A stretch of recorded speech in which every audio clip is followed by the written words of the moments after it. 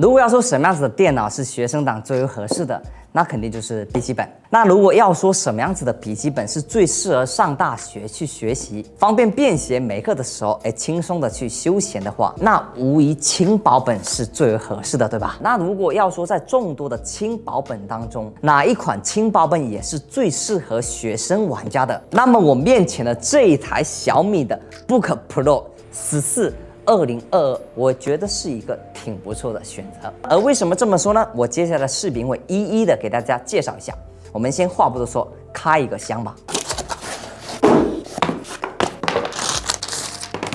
首先，整个笔记本给人的感觉就是非常的一个简洁。西面右下角仅有 EVO 认证的贴纸，而 EVO 认证是英特尔近年来推出的一个认证，总的是有6个指标。咱们接下来的话，有机会一点一点给大家讲解。大家只需要记住，如果要简单的去形容 EVO 认证的话，基本上英特尔是专门为轻薄本这个领域办了一个米其林的评分，只有各方面成绩都非常优越的才能取得这一个认证。而机身整体的话 ，A 面、C 面、D 面都是 CNC 加工的6系铝合金，铝合金的好处就不用多说了吧，更轻的重量，更高级的质感，不会像同价的有些用的还是塑料件一样。你在照片上看的是挺不错，但是实际上你的观感以及质感差的还是比较远的。而左侧的话是一个 Type-C 的接口和3.5毫米的音频接口，右侧的话则是2个 Type-C 的接口。值得注意的是，右侧的上方 Type-C 接口是有雷电标识的，它是一个雷电4的一个接口。雷电4的接口也是英特尔 EVO 认证的超反端口，高达40 Gbps 的一个传输速度，以及可以外接2个4K 或者1个8K 的显示屏。这对于专业有需求的学生党来讲，会提供非常大的一个便利。而整体的设计是偏向于苹果化，也可以看到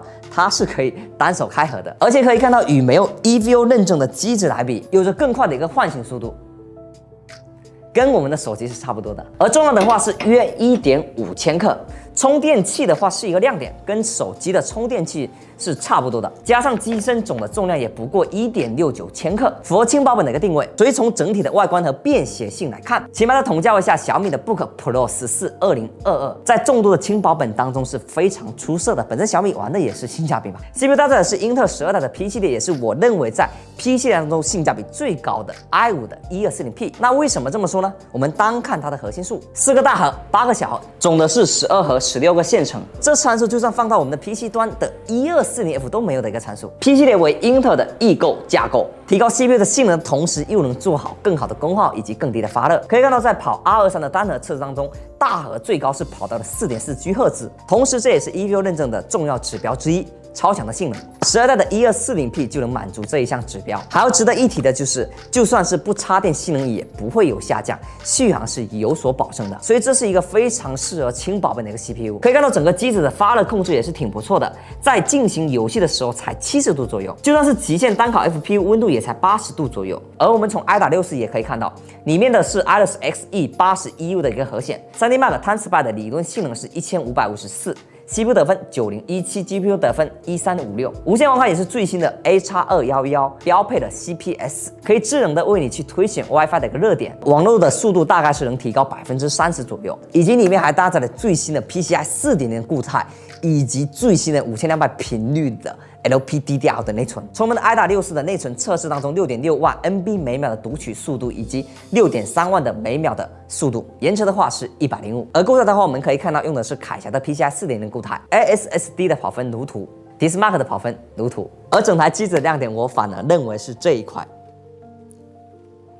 屏幕，里面搭载的是 2.8K 的 OLED 90刷新率的一个屏幕。有着莱茵认证和 HDR500的一个认证，这2个参数其实在其他低价位还是挺常见的。而100%的一个 P3 摄影600尼特的峰值亮度，0.2毫秒的一个延迟响应，以及 Delta 仅有0.4亿，这些参数看起来就比较夸张了哦。这些参数综合起来，在同价位当中是真不多见的，基本也能说是同价位的一个天花板了。这里我拿专业的仪器测试下来，100%的 sRGB，96.8%的 Adobe RGB，100%的 P3 摄影都没错，但是色域容积就比较夸张了，大家可以自己看。同时我拿专业的仪器校准后，平均的 Delta E 甚至只有0.2亿，静态对比度的话是无限比1，这就是 OLED 最擅长的地方。整个色彩的观感，特别是有黑色场景的时候，实际的效果比屏幕前大家看到的会更为惊艳。音响的话也是支持杜比世界的，大家可以感受一下。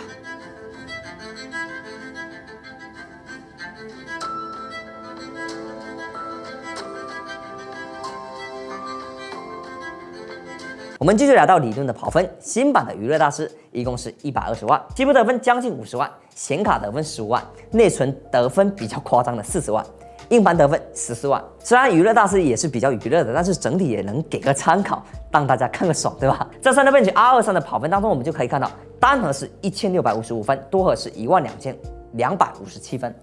也是符合一个1240P 的一个分数。而 CPU Z 的单核是649.8，多核是5579.9。我们直接换算到游戏的一个实测当中，英特尔12代 Iris Xe 的核显还是挺强的。学生党比较关注的英雄联盟和 CSGO 这一类的平时休闲开的游戏都能高帧流畅的运行。英雄联盟 2.8K 分辨率最高画质极地大乱斗基本都是维持在90帧以上。如果你是想要更高帧数的话，是可以调低分辨率的。毕竟这只是一块14英寸的显示屏，1080P 的情况下也是非常清晰的。还有一个比较有意思的，因为支持触控，我用触控去点符文真的是非常好用。而在 CSGO 的1080P 低画质的基准测试当中，也能达到110帧数。就算是原神 2.8K 分辨率低画质也能在50帧左右。当然，1080P 分辨率的原神就能非常稳定的在60帧了。还有一个办公学生比较在意的 PC Mark 的一个跑分，我们的综合跑分是拿到了4912分，具体跑分如图。聊完整台机子的自身硬件以及测试来看，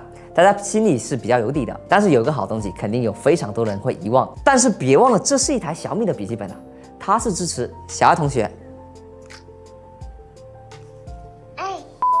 键盘的上方是有一颗专门去呼叫小爱同学的按钮的，或者你像我刚刚那样直接喊就行。同时是支持MIUI 加的，也就是可以支持跨屏的写作，这功能可以说是对学生党来说是超级好用的一个功能了。如果是使用的小米的手机，是可以实现手机端跟电脑端跨屏接力过来的，方便你完成老师安排的作业。还有手机上的应用也是可以直接电脑上来操作的，还可以非常方便的传输文件，也没有